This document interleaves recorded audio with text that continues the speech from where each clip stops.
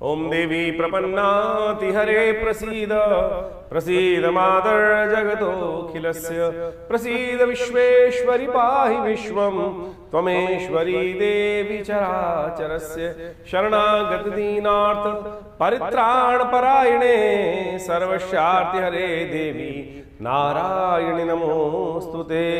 नमस्कार, स्वागत है आपका आचार्य वाणी में। मैं आचार्य डॉक्टर विक्रमादित्य आपके साथ हूं और आज की राशि जो हम बताने जा रहे हैं वो है वृषभ। शुक्र प्रधान वृषभ राशि वालों के लिए ग्रहों का योग किस प्रकार का बनेगा। देखिए, आपकी राशि के दृष्टिकोण से आप समझ लें, ग्रहों का जो योग आपकी राशि में बन रहा है, जो हम हमें समय आपको बताते रहते हैं, परिवर्तन को देखते हुए बताते हैं। अब ये परिवर्तन का योग तो हमेशा बन रहा है और सितंबर के अंतिम भाग में तो ग्रहों की इंटरनल स्थिति में विशेष परिवर्तन का योग बन रहा है। बाह्य राशियों में तो परिवर्तन का योग बन चुका, हमने बताया ही आपको, लेकिन इंटरनल स्थिति में चाहे वो शुक्र हो, चाहे वो राहु हो, चाहे वो सूर्य महाराज हो, बुध हो, इन सब की ग्रहों की स्थितियों में विशेष परिवर्तन का योग बनता दिखाई दे रहा है और ये परिवर्तन आपको अच्छे समझना चाहिए। कई बार क्या होता है, आपको बाह्य रूप से आपने देखा जैसे हमारे तो ग्रह परिवर्तन की तरफ चले गए, लेकिन इंटरनल किस नक्षत्र में गए हैं, कौन से चरण में गए हैं, वो नक्षत्र किससे संबंध रखता है, क्या वो ग्रह जो बाहर से आपके लिए शुभ दिखाई दे रहा है, क्या वो इंटरनल स्थिति में शुभ होते हुए भी आपके लिए शुभ कर रहा है क्या।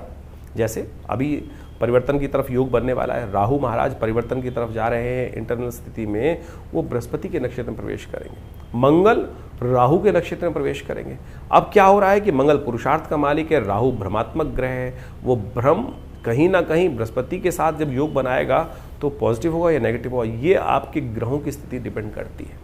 राशि के दृष्टिकोण से समझ लेना चाहिए कि इस समय में ये जो परिवर्तन के योग बन रहे हैं, शुक्र अपने नक्षत्र में प्रवेश करेंगे, राहु महाराज जैसे हमने कहा बृहस्पति के नक्षत्र में, सूर्य चंद्रमा के नक्षत्र में, मंगल राहु के नक्षत्र में, ये सब क्या कुछ करेंगे आपकी राशि के दृष्टिकोण से आपको सिलसिलेवार तरीके से समझना चाहिए। और ये इंटरनल जो परिवर्तन के योग बन रहे हैं, सूक्ष्म परिवर्तन के योग बन रहे हैं, इनका आघात बहुत बड़ा होता है।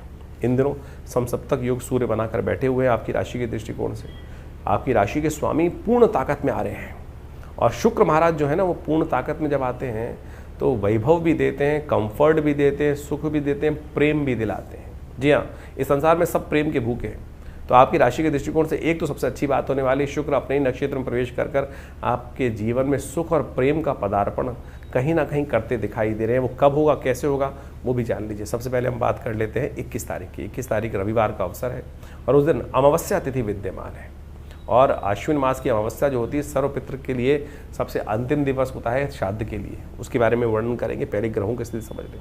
आपकी राशि के दृष्टिकोण से ग्रह योग आपके लिए बहुत अच्छा योग बना रहे हैं। सुबह थोड़ी हल्की रहेगी, लेकिन शाम आते आते कहीं ना कहीं चीज़ों को पॉजिटिव होने के योग भी बहुत अच्छे से बनते दिखाई दे रहे हैं। एक बहुत बड़ा परिवर्तन आपकी राशि के दृष्टिकोण से इस दिन होने का योग बन रहा है और वो है राहु का पूर्वा भाद्रपद नक्षत्र में प्रवेश के प्रथम चरण में जाना।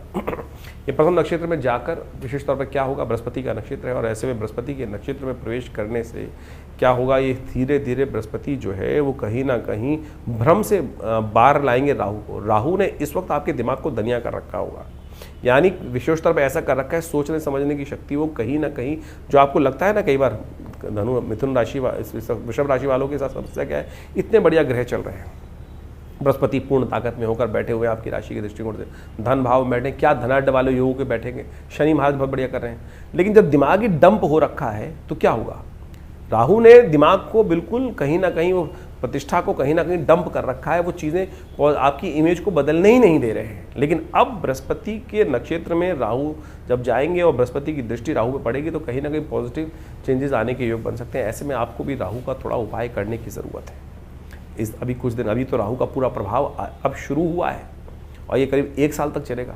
एक काम करने का प्रयास करें, अपने घर के दक्षिण दिशा में एक दिया अवश्य जलाया करें। शाम के समय सूर्यास्त जब हो, दक्षिण दिशा में एक दिया अवश्य नित्य प्रति जलाने की आदत डालो। 1 साल तक ये उपाय करने की ज़रूरत है, नहीं तो ये राहु हो सके तो इस राहु के भ्रम को दूर करने के लिए, राहु अंधकारमय ग्रह है, ये प्रकाश दक्षिण दिशा में करने से क्या होगा, पितृ से संबंधित समस्या भी ठीक होगी और कहीं ना कहीं घर की नेगेटिविटी भी दूर ये दिया कर देगा।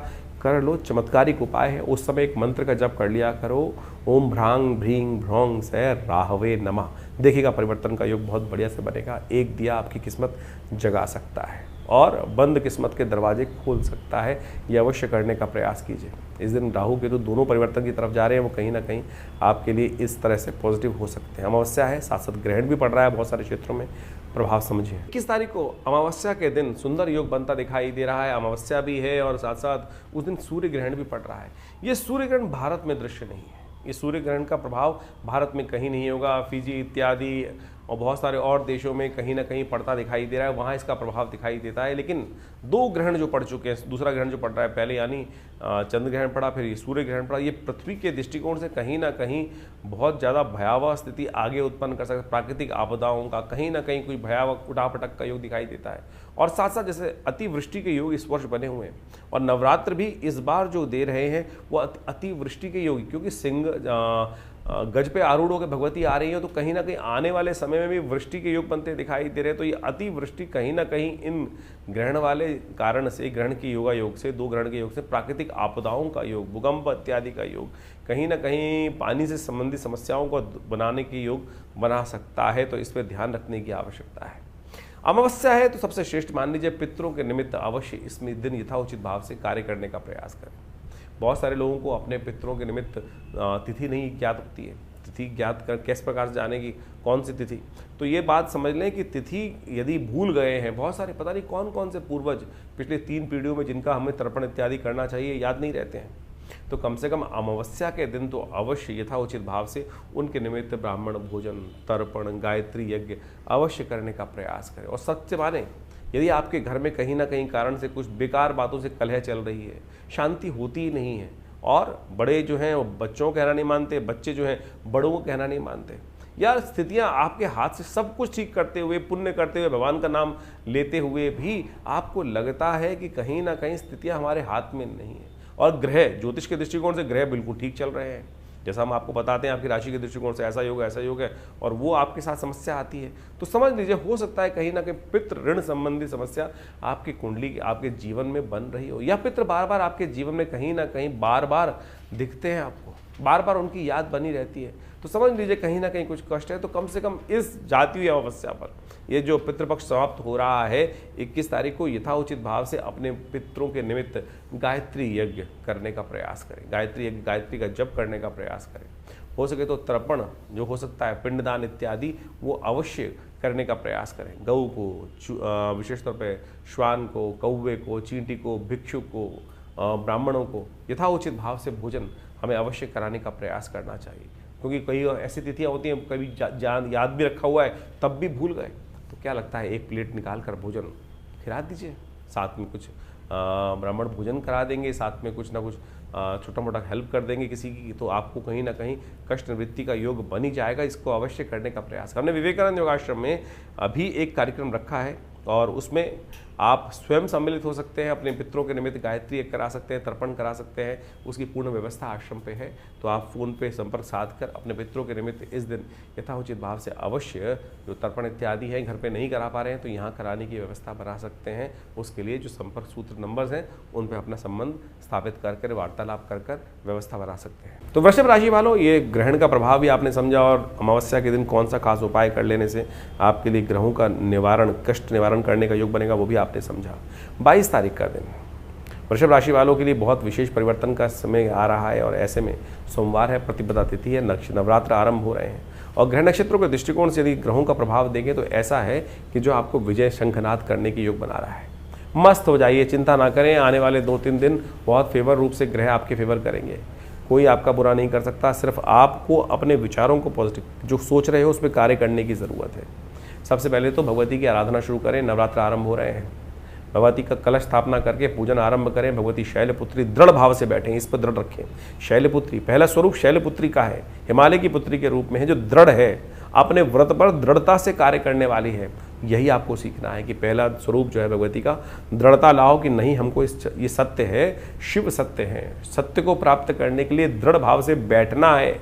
तो इस दिन कलश स्थापना करके भगवती का सुंदर आराधना करना शुरू करो, तब आपके ग्रहों में, ग्रह तो दिखा दिया हमने आपको, पॉजिटिव है बिल्कुल, और राहु भी अब परिवर्तन की तरफ योग बना रहे हैं, तो फिर क्या दिक्कत है। पॉजिटिव होकर कार्य करना आरंभ करें, पॉजिटिव परिवर्तन आने के योग बनेंगे। कलश स्थापना करें और भगवती की सुंदर आराधना करें। तो नवरात्र का सुंदर शुभारंभ हो रहा है और नवरात्र का शुभारंभ जो होता है हमेशा माँ भगवती सुंदर रूप से आशीर्वाद देने के योग बनाते हैं। और इस बार तो भगवती का जो आगमन हो रहा है वो तो हाथी पर सवार होकर, यानी धन वर्षा, वृष्टि इत्यादि समस्त की वर्षा करते हुए भगवती कल्याण स्वरूप में, कल्याण करने वाले स्वरूप में भगवती का वाहन जो है गज है, और गज पे आरूढ़ होकर भगवती का सुंदर ध्यान करते हुए उनका स्वागत करने का प्रयास करें। कलश स्थापना के साथ यदि आप सुंदर मुहूर्त को देखते हुए समझते हुए कार्य करने का प्रयास करेंगे तो बहुत अच्छा सोमवार का अवसर है। और ऐसे में सुंदर रूप से घर में एक वेदी बनाकर उस पर माँ भगवती का श्री विग्रह या विशेष तौर पर आप कलश स्थापित कर लें, भगवती का श्री विग्रह स्थापित कर सकते हैं। वैसे तो शास्त्र के दृष्टिकोण से कहा गया है कि अष्टदल कमल बनाकर उसके ऊपर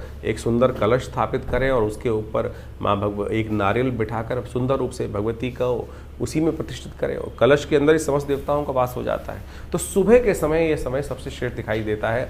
8 बजे से लेकर जो करीब करीब मध्याह्न का समय है, 12 बजे के आसपास तक का समय, वो बहुत सुंदर मुहूर्त है। घर को सुंदर स्वच्छ कर माँ भगवती का सुंदर कलश स्थापना कर संकल्प कर लें। हो सके तो भगवती का सुंदर श्री विग्रह का ध्यान करते हुए उनको समस्त 16 श्रृंगार भगवती को अर्पित करने का प्रयास करें और अपने घर के द्वारों पर बंधनवार बांधें और सुंदर रूप से भगवती का पूजन करके सर्वमंगल मांगल्ये शिवे सर्वार्थ साधिके शरण्ये त्र्यंबके गौरी नारायणी नमोस्तुते इस मंत्र का यथोचित भाव से जप करते हुए कार्य करने का प्रयास करें। जब आप कलश स्थापना करें तो उस कलश के ऊपर विशेष तौर पर 5 पल्लव अवश्य लगाने चाहिए। 5 अलग अलग प्रकार के शुभ पत्ते जो हैं, आम हो गया और साथ साथ अशोक के पत्ते लगाने का प्रयास करें, जामुन के पत्ते उसमें लगाने का प्रयास करें और बड़ पीपल इत्यादि इन समस्त पत्तों को लगाकर सुंदर रूप से भगवती का सुंदर ध्यान करते हुए उनका आवाहन उसी रूप में करने का प्रयास करें। अगर आपको हिरण्यवर्णाम इत्यादि मंत्र याद है तो आप हिरण्यवर्णाम हरणीम स्वर्ण रजस्रजाम चंद्राम हिरण्मयीम लक्ष्मीम जातवेद महावताम आव जातवेद, तो इसी प्रकार से भगवती के 16 मंत्रों से पहले प्रतिष्ठा कराएं, उसके बाद वस्त्र स्नान इत्यादि कराकर फिर वस्त्र इत्यादि अलंकरण कर धूप दीप नैवेद्य फल इत्यादि समस्त भगवती का अलंकरण कर वस्त्र इत्यादि पहनाकर भगवती का सुंदर पूजन कर उनको तो प्रतिष्ठा करने का प्रयास करें। और फिर पूरे 9 दिन लगातार भगवती के विभिन्न मंत्रों के द्वारा यदि दुर्गा सप्तशती का पाठ कर सकें तो सबसे श्रेष्ठ रहेगा। हमने विवेकानंद योगाश्रम में पूरे 9 दिन तक कलश स्थापना से लेकर पूरे 9 दिन तक 30 तारीख तक ये आश्रम में बड़ा यज्ञ रखा है और आप सब भी उस यज्ञ में शाम को करीब करीब 6 बजे से यज्ञ आरंभ होगा और उसके बाद रात्रि में करीब करीब 8 साढ़े 8 बजे तक आरती इत्यादि के साथ भगवती का सुंदर इस दुर्गा सप्तशती का पूरे 700 मंत्रों का नित्यपति यज्ञ किया जाएगा। तो आप भी उसमें सम्मिलित हो सकते हैं। जैसे आश्रम आप सबको ज्ञात होगा, माँ भगवती का सुंदर चमत्कारिक 500 साल पुराना श्री विग्रह आश्रम पर विराजमान है, जो मुल्तान पाकिस्तान से 1947 में जब विभाजन के समय एक महानुभव आश्रम पे लाकर उनको प्रतिष्ठित किए। तो आप आज भी उनके दर्शन कर इतनी दिव्य प्रतिमा के मनोकामना सिद्धि के योग बना सकते हैं। तो आज यज्ञ में आप स्वयं सम्मिलित हों और कहा जाता है नवरात्रों में जो भगवती के दर्शन करते हैं और उन्हीं के सानिध्य में यज्ञ चलेगा तो आपके जीवन में कल्याण का अद्भुत योग माँ भगवती अवश्य बनाएंगी। जैसा भगवती ने स्वयं कहा है, सर्वा बाधा विनिर्मुक्तो धनधान्य सुधान्विता मनुष्यो मत प्रसादेन भविष्यति न संशय। तो अवश्य इस कार्यक्रम में आप सम्मिलित हों, कल्याण होगा। तो वृषभ राशि वालों, प्रथम दिन भगवती शैलपुत्री की आराधना करने से आरंभ करने के बाद अब दूसरा दिन नवरात्र का क्या कुछ रहेगा। 23 तारीख को ग्रहों का खेल परिवर्तन की तरफ जा रहा है और ये परिवर्तन आपको समझ लेना चाहिए। मंगल ग्रह पुरुषार्थ का स्वामी है आपकी राशि के दृष्टिकोण से और इन दिनों जहाँ चल रहा है वो कहीं ना कहीं थोड़ा सा जो आपका पुरुषार्थ है आपके सामने वालों को ही लाभ देने के योग बना रहा है। ध्यान रखिएगा, अब ये भ्रम की स्थिति और ज़्यादा विकट हो सकती है। पुरुषार्थ जो है वो आपको लगेगा ही नहीं कि मैं कर रहा हूँ और कहाँ जा रहा है पुरुषार्थ। क्यों? क्योंकि मंगल जो है वो परिवर्तन कर राहु के नक्षत्र में प्रवेश कर रहा है और ये स्वाति नक्षत्र में प्रवेश करने के कारण से मंगल का प्रभाव थोड़ा सा कहीं ना कहीं पुरुषार्थ जो है वो कहीं वेस्ट ना हो जाए, इस बात का ध्यान रखना पड़ेगा और उसको ठीक करने की ज़रूरत है। हनुमान जी की सुंदर आराधना करें भैया, हनुमान जी की जितना सुंदर आराधना करोगे वो आपके लिए बहुत ज़रूरी है क्योंकि मंगल सही दिशा में काम करें। भूत पिशाच निकट नहीं आवे, महावीर जब नाम सुनावे। राहु कौन है? सिरकटा तो है, भ्रमात्मक ग्रह है, अंधकारमय ग्रह है, छायामय ग्रह है। भूत पिशाच निकट नहीं आवे, महावीर जब नाम सुनावे। तो इस सिद्धांत को समझ लो। और मंगल को ही ग्रास कर रहा है राहु, मंगल राहु के नक्षत्र में आने के कारण से अब आवश्यकता है हनुमान जी का नित्य प्रति स्मरण, और मंगल यहाँ रहेंगे करीब करीब पूरे अक्टूबर। दिवाली को यदि शुभ करना चाहते हो तो हनुमान जी की सुंदर आराधना, एक हनुमान चालीसा का पाठ नित्य प्रति करने का प्रयास करो और मंगल को पॉजिटिव कर लो बिल्कुल ठीक से। नहीं तो फिर आपको समझ में नहीं आएगा, भ्रमात्मक स्थिति कैसे फंसाएगी आपको, फिर आप चिंता करते रहोगे, कुछ परिवर्तन का योग नहीं। इस दिन ब्रह्मचारिणी देवी की आराधना, दूसरा नवरात्र है और वो भी ज्ञान की देवी है, ब्रह्म में आचरण करने वाली। 1000 वर्ष तक उन्होंने केवल पत्ते खाकर भगवान की आराधना करी और ब्रह्म श्वेत वस्त्र धारण करके हाथ में माला लेकर कमंडल लेकर ब्रह्मचारिणी देवी भगवती या देवी सर्वभूतेषु भ्रांति रूपेण संस्थिता नमस्तस्यै नमस्तस्यै नमस्तस्यै नमो नमः, इस मंत्र का स्तवन करके इस दिन का लाभ लें, कल्याण होगा। 24 तारीख बुधवार का अवसर, तृतीया तिथि विद्यमान है, राजयोग निर्माण आपकी राशि में होता दिखाई दे रहा है और ये आपके लिए कहीं ना कहीं स्थिति को अच्छा कर सकता है। और ये मंगल के साथ चंद्रमा विराजमान हो गए हैं और ये सिंदूर तृतीया का योग भी बन रहा है। इस दिन भगवती चंद्रघंटा की आराधना करनी चाहिए, कहीं ना कहीं कई मामलों में पॉजिटिव है, लेकिन स्वास्थ्य के मामले में थोड़ा कष्टमय हो सकता है। इस दिन भगवती को सिंदूर अर्पित करें, शहद अर्पित करने का प्रयास करें। यदि स्वास्थ्य की समस्या हो तो शहद जरूर अर्पित कर दीजिएगा। थोड़ी देर भगवती को यदि 1 चम्मच शहद भगवती का स्नान उससे करा दें तो आपके लिए कष्ट से निवृत्ति का योग बनेगा, बहुत बढ़िया भार कटेगा। 25 तारीख बृहस्पतिवार का अवसर, तृतीया तिथि वृद्धि की तरफ है और ये बहुत शुभ है। नवरात्र में 1 दिन बढ़ गया। आमतौर पे पुरानी कहावत है कि नवरात्र में 1 दिन बढ़ जाए तो बहुत अच्छा होता है। क्यों होता है अच्छा? क्योंकि 1 दिन पुण्य ज़्यादा करने का अवसर मिल गया। तो ये सुंदर तिथि है। नवरात्र सिद्धि रात्रियाँ हैं, जैसे दीपावली महारात्रि, होलिका महारात्रि सिद्ध महारात्रियाँ हैं, नवरात्र भी सिद्ध रात्रि है। तो इस दिन तृतीया वृद्धि की तरफ है, तो सुंदर रूप से विजयनाद हो रहा है। ये चंद्रघंटा स्वरूप जो भगवती का है वो विशेष तौर पर विजय देने वाला है। भगवती को लाल वस्त्र अर्पित करके पूजन करने का प्रयास करें। और एक ग्रह परिवर्तन की तरफ जा रहा है जो विशेष तौर पर और समझने क्या कुछ ग्रह को योग बन रहा है आपकी राशि के दृष्टिकोण से बहुत सुंदर है। वो है 25 तारीख को शुक्र ग्रह अपने ही नक्षत्र में प्रवेश कर रहे हैं, पूर्वा फाल्गुनी नक्षत्र में, और इनका वहाँ प्रवेश करने से क्या होगा, शुक्र सुख देने वाला होगा, कंफर्ट देने वाला होगा, लाभ देने वाला होगा और कहीं ना कहीं प्रेम को बढ़ाने वाला होगा। प्रेम और वात्सल्य प्राप्त करने के सुंदर अवसर प्राप्त होंगे। इस दिन गौ पूजन अवश्य करने का प्रयास करना चाहिए। गाय को चने, विशेष तौर पर हरा जो चना होता है और साथ साथ हरा जो पालक इत्यादि होता है वो गाय को खिलाने से आपके ग्रहों को और ताकत मिलेगी और कहीं ना कहीं आपके कंफर्ट्स में, प्रेम में, कहीं ना कहीं लव लाइफ में प्रसन्नता आने के योग। यदि कहीं मनमुटाव चल रहा है, कुछ दिन पहले कहीं ना कई बार हो जाता है मनमुटाव, तो ये शुक्र आपकी राशि के दृष्टिकोण से लग्नेश्वर वो कहीं ना कहीं उस कंफर्ट जोन में आपको ले जाने का प्रयास कर सकता है जहां मनमुटाव को शांत करने का रास्ता आपको प्राप्त होने के योग बन सकते हैं। 26 तारीख का बात कर लेते हैं, शुक्रवार का अवसर है, चतुर्थी तिथि विद्यमान हो गई है, कुष्मांडा भगवती की आराधना करने का अवसर है। ग्रह आपकी राशि में सुबह आपके लिए पॉजिटिव बनते दिखाई दे रहे हैं, शाम आते आते कुछ नया पूर्वाभास भी होने के योग बन सकते हैं। तो आपके लिए ओवरऑल ग्रह पॉजिटिव होते दिखाई दे रहे हैं, लेकिन एक बात ध्यान रखनी पड़ेगी, इस दिन सुबह 9:32 पर भद्रा का योग बन रहा है जो कहीं ना कहीं विघ्न उपस्थित कर सकता है कार्यों में, तो उनसे बचना है। तो 9:32 का टाइम नोट कर लीजिए, उसके बाद ही किसी नए कार्य में हाथ डालने का प्रयास करना चाहिए। 27 तारीख का दिन शनिवार का अवसर है, पंचमी तिथि इस दिन विद्यमान रहेगी, माँ स्कंदमाता की सुंदर आराधना करने का अवसर है। और इस दिन ग्रहों का परिवर्तन करते करते एक विशेष परिवर्तन हो रहा है। सूर्य और शनि का इन दिनों समसप्तक योग चल रहा है और सूर्य शनि का समसप्तक योग जो चल रहा है उसमें ग्रह परिवर्तन की तरफ जाते जाते सूर्य चंद्रमा के साथ जिस प्रकार से विराजमान होने का योग जो बन रहा है वो विशेष तौर पर आपकी राशि के दृष्टिकोण से आप समझना चाहिए क्या कुछ योग बन रहा है।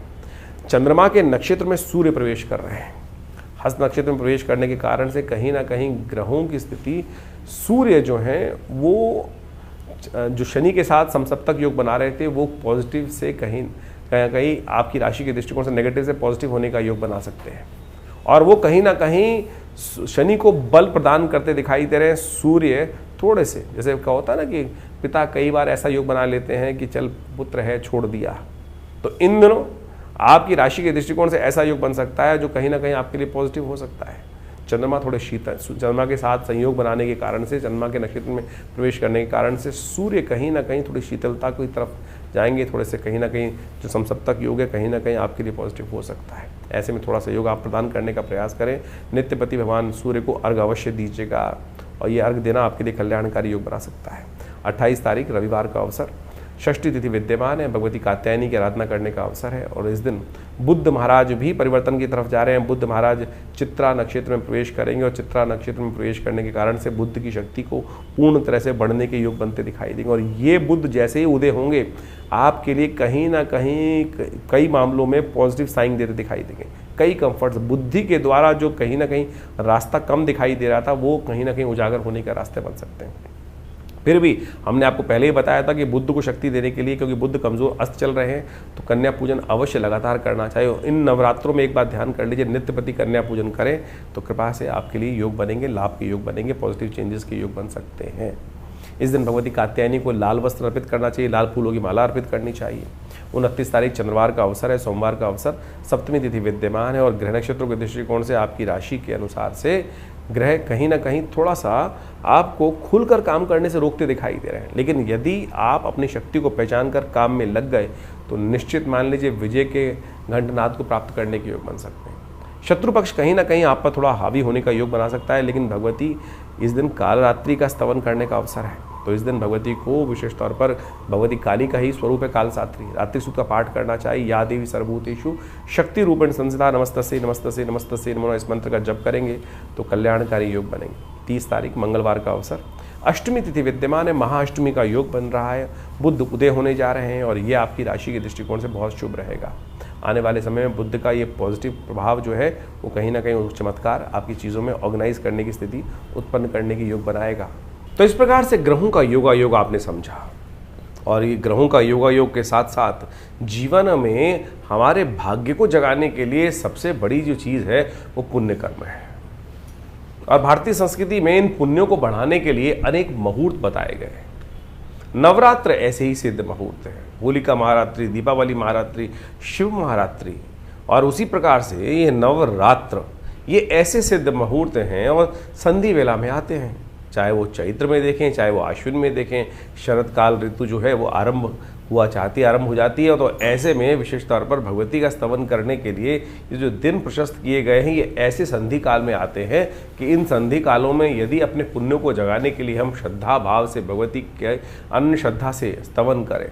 और दुर्गा सप्तशती में तो स्वयं भगवती ने कहा है कि शरद काल में जो नवरात्र सिद्ध रात्रियाँ हैं उन समय जो उनका स्मरण करता है भविष्यति सर्व जो मनोकामनाएं सिद्ध हो जाती, सर्वा बाधा विनिर्मुक्तो धनधान्य सुधान्विता मनुष्यो मत प्रसादेन भविष्यति न संशय। यानी समस्त मनोकामनाएं, चाहे वो कैसी भी मनोकामना हो, संतान की हो, रिद्धि सिद्धि की हो, समस्त पूर्ण करती है भगवती, और उसमें कोई संशय नहीं है, स्वयं अपने मुख से कहा है। तो इस नवरात्रों में विशेष तौर पर भगवती का सुंदर स्तवन यथाउचित भाव से करने का प्रयास करो। इस बात तो सुंदर नवरात्र का जो आगमन, भगवती का आगमन करने का जो निर्णय बताया जाता है वो भी समझ लें, वो भी बड़ा सुंदर है।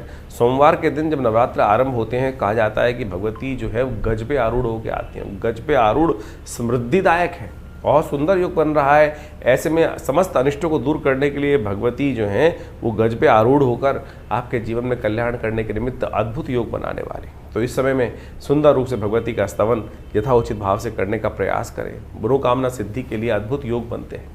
और हमारे विवेकानंद योगाश्रम में तो हमारे यहाँ भगवती का श्री विग्रह, बहुत चमत्कारिक श्री विग्रह विराजमान है। 500 साल पुराना भगवती का जो श्री विग्रह है, मुल्तान से पाकिस्तान जब बटा, भारत का जो विभाजन हुआ तो उस समय में तो पाकिस्तान से एक व्यक्ति उस भगवती की दिव्य प्रतिमा को जो आश्रम में प्रतिष्ठित है वो लेकर आए वो व्यक्ति, और आश्रम पे आज वही श्री विग्रह जो मुल्तान से आया 500 साल पुराना भगवती का श्री विग्रह विराजमान है।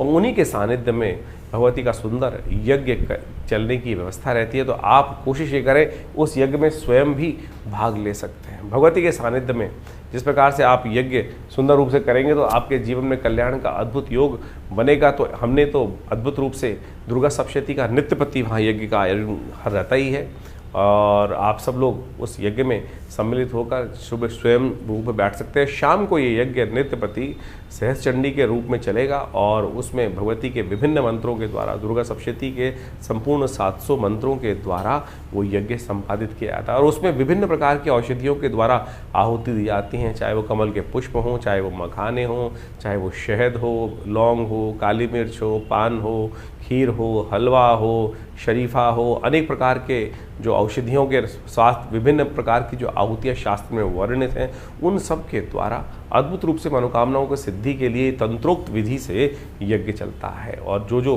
भगवती के उस सानिध्य में यज्ञ में बैठकर भगवती के सानिध्य में भगवती की आराधना करते हैं, हमने ऐसा देखा कि चाहे कैसी भी विकट से विकट जीवन की समस्या हो, दूर होने का योग बन जाता है। तो ये श्रद्धा के साथ भगवती का स्तवन आप अवश्य यथाउचित भाव से करने का प्रयास करें। कल्याण का मार्ग प्रशस्त होगा और जीवन में कष्टों को दूर करने के लिए रास्ता बहुत छोटे रूप से बन जाता है।